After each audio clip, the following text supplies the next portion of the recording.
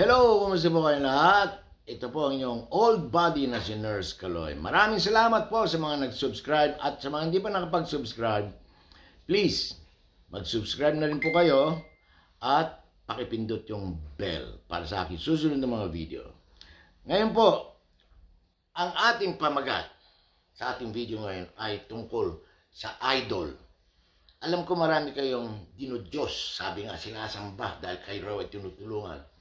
Alam niyo ba, ang perang yun ay galing din sa inyo yun. Mga politiko na sinasabi na tinutulungan kayo, pera ng bayan ang kilang tinutulong sa inyo. Ito po ang aking video ngayon ay tungkol sa corruption.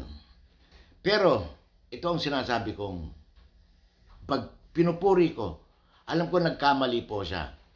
Pero meron siyang ginawa na hindi ka panipaniwala pero nagawa po niya. Ang aking tinutukoy ay ang former AFP Chief of Staff na si Angelo Reyes. Siya po ang AFP Chief of Staff ng panahon ni former President Joseph Estrada.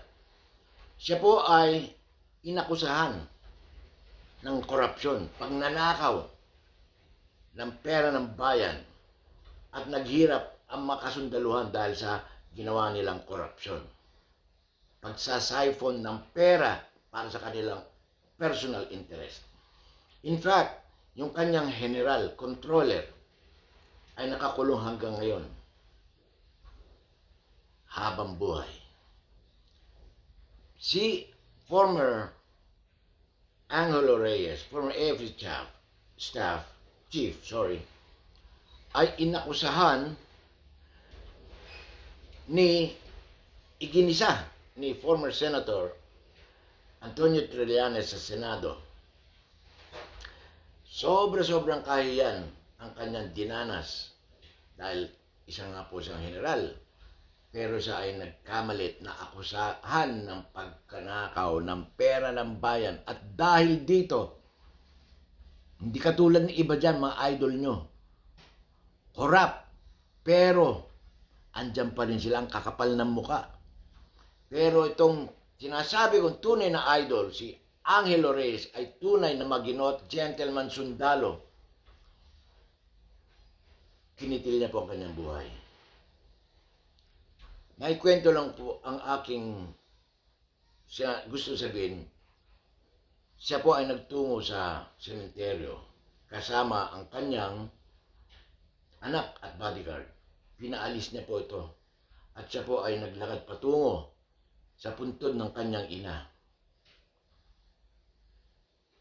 May sinambit siya sa kanyang sarili. At yung nga po, siya ay nagbaril sa kanyang dibdib. Tinakbo siya sa hospital, pero too late, namatay po siya. Kaya ko pa siya fini-feature dahil meron siyang, kahit na nagkamali siya, kinip niya pa rin yung kanyang dignity. Makabawi man lang ang kanyang dignidad.